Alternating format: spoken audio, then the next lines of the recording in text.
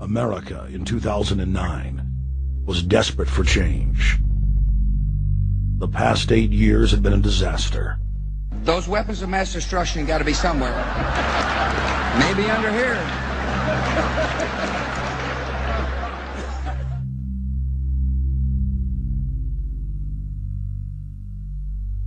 George W. Bush, who had claimed to be a conservative, had tripled the size of the federal government, shredded the Constitution, and destroyed the image of the United States worldwide. Nope, no weapons over there. Endless wars, over 1 million dead Iraqis, and more than 5,000 dead U.S. troops. The Patriot Act, warrantless domestic wiretapping and spying, the end of Posse Comitatus, the rise of the treasonous North American Union, a deepening recession sliding towards total economic collapse. These factors and other abuses had the American people in a state of panic for their future and the very existence of the United States. The elite were in trouble. The people were beginning to see through their facade, past their front man, and to the ruling elite behind the throne. For the first time in U.S. history, both parties were universally hated. Congress had a 9% approval rating. The globalist agenda had stalled. We have before us the opportunity to forge for ourselves and for future generations a new world order, a world where the rule of law, not the law of the jungle, governs the conduct of nations. When we are successful, and we will be, we have a real chance at this new world order, an order in which a credible United Nations can use its peacekeeping role to fulfill the promise and vision of the UN's founders. What is at stake is more than one small country. It is a big idea, a new world order, where diverse nations are drawn together in common cause to achieve the universal aspirations of mankind: peace and security, freedom, and the rule of law. Out of these troubled times, our fifth objective, a new world order, can emerge. Now we can see a new world coming into view. A world in which there is a very real prospect of a new world order. The Council on Foreign Relations, known as the CFR, an organization publicly sworn to destroy American national sovereignty and usher in a tyrannical world police state, could not contain their glee on September 12th, the day after the tragic attack. They announced their New World Order. There is a chance for the President of the United States to use this disaster to carry out what his father, a phrase his father used, I think, only once, and hasn't been used since, and that is a New World Order. No más ni menos que un nuevo orden mundial. Esa es la promesa de los más poderosos. Está emergiendo un nuevo orden mundial, una era progresista de cooperación internacional. Hemos decidido que de aquí en adelante vamos a manejar la globalización. Quiero afirmar que España es un país comprometido con el multilateralismo, con la necesidad de seguir articulando un sistema de gobernanza global, de gobernanza global, de gobernanza global. ¿Será acaso este el principio del nuevo orden mundial? Nuevo orden mundial. Nuevo orden mundial, un solo gobierno, una sola religión, un solo banco, una sola persona que controle a todo el mundo. Antes que por el mundo, lo único que se habla es de las nuevas atribuciones del Fondo Monetario Internacional, el nuevo rol del Banco Mundial. Un banco central que se está consolidando y que es un banco que va a controlar el dinero de todo el mundo. Un único banco para todos. Busquemos una moneda común que nos alcance a todos.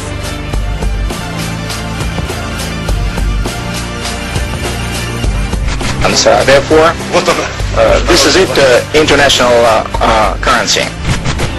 2009 is also the first year of global governance, with the establishment of the G20 in the middle financial crisis.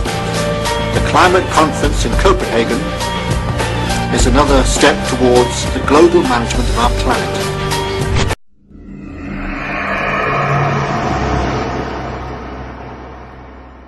Aquí también habría que irse a los orígenes para entender lo que está pasando y no fijarnos en el día a día, ¿sí?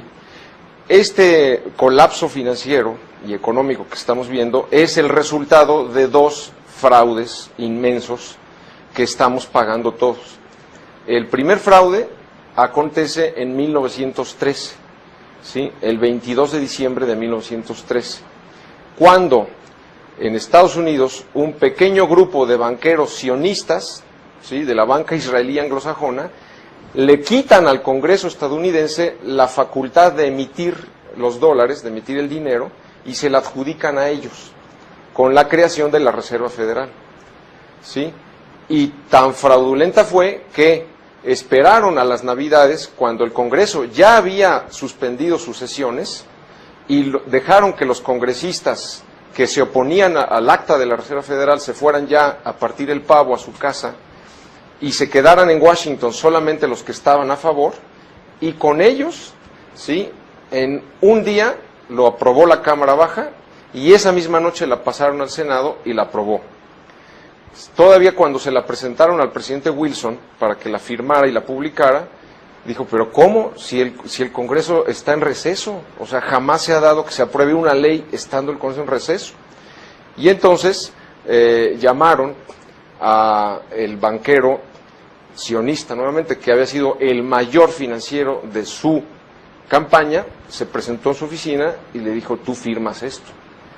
Y se dice que Wilson se fue a la tumba pocos años después con el gran pesar, incluso declarado públicamente, que lo que él firmó era el más grave perjuicio para el pueblo estadounidense, porque a partir de entonces la emisión del dinero se le quitó al Congreso y al Estado y se le dio a un pequeñito grupo privado que tiene la facultad de emitir irresponsablemente todo el billete que quiere y además pedirle intereses al gobierno de Estados Unidos por el dinero que le suministra y cargárselo al pueblo por los impuestos. El segundo gran fraude sucede el 15 de mayo de 1971. ¿Por qué? Porque cuando después de la Segunda Guerra Mundial se firman los acuerdos de Bretton Woods en 44, y entonces Estados Unidos, como vencedores de la guerra, le imponen al mundo su moneda como reserva, como moneda de reserva, ¿sí? Y entonces, a partir de entonces, para facilitar el comercio internacional, todos los países habrían de tener en sus bancos centrales dólares que a su vez respaldaran la divisa local. Ahora bien, el acuerdo de Bretton Woods establece que los dólares estarían respaldados por oro, a una razón de $35 la onza. Entonces, cualquier país, en cualquier momento, podía a Estados Unidos devolverle sus papelitos verdes, ¿sí?, y por cada 35 de esos papelitos decirle, dame una onza de oro. Y así funcionó de 44 a 71. Ese era realmente un sistema internacional con la limitante que daba el oro, y era un sistema sano. Ahora bien, ¿qué sucede? Que a finales de los 60 los Estados Unidos empiezan a emitir mucho más dinero, dólares, de los que tiene realmente soportados en oro, ¿sí?, para financiar sus gastos bélicos, y entonces el mundo empezó a extraer el oro. Pensemos que cuando termina Bretton Woods, Estados Unidos tiene cerca de 20,000 toneladas de oro. Para el final de los 60 tiene solamente 8,000 toneladas. Tenemos una economía ficción. Entonces, en ese momento, el presidente Nixon, en vez de haber hecho lo que debió haber hecho, que era devaluar el dólar, simplemente dijo, yo no respeto más los acuerdos de Bretton Woods, yo ya no respaldo mi moneda, háganle como quieran. Y a partir de entonces, el mundo está inundado de papeles y papeles de dólares que no tiene absolutamente sustento, es decir, los papeles o los dígitos de computadora en los saldos bancarios son nada, son eso, dígitos de computadora, nada más. Es decir, No, entonces, por eso, si nosotros vemos la explosión que se llama la explosión de dólares en los bancos centrales, digamos, si de 44 a 71 hay una correlación exacta de dólares a oro, ¿sí? Mientras que de 71 al 2009, donde estamos, el oro en las bancas centrales ha crecido el 10% y ahora menos porque lo están vendiendo, y sin embargo la curva de dólares es realmente que estamos ya llegando, se calcula, a los 8 o 9 trillones, o sea, millones de dólares que está circulando, que no son nada. Ese es realmente el origen del problema de lo que está pasando. Ahora bien, con dinero ficticio, que se crea sin ningún problema, lo acabamos de ver ahora con los rescates, inyectan 780,000 millones de dólares, 500,000 millones de dólares, porque no cuesta nada, o sea, es dinero, es crédito creado de la nada. Entonces, en ese sistema de banca fraccional que se llama, tú puedes hacer lo que quieras, puedes piramidar la deuda, puedes hacer derivados, puedes hacer cantidad de sofisticaciones financieras, con el agravante de que hasta 71, digamos que el 70% de la economía era economía productiva y solo el 30% eran circuitos financieros, y hoy día es a lo contrario. Hoy día el 70% de los circuitos financieros es pura especulación y el 30% es economía que se va muriendo precisamente por todo este fraude. Estamos en este momento, digamos, en la segunda fase de la crisis. La primera fue la crisis de los créditos chatarra, los subprimes. Después se derivó ahí a la crisis del crédito como tal, es decir, de los mercados de dinero, y con la consecuente caída de las bolsas, todo lo que vimos, ¿sí? Viene ahora la quiebra, la explosión de la burbuja de las tarjetas de crédito, que también los mayores bancos de Estados Unidos, sus 60, 70, 80% proviene de las tarjetas de crédito, y viene después la tercera fase, que es todavía peor, que es el colapso de los bonos del Tesoro. En este momento, ¿qué ha pasado?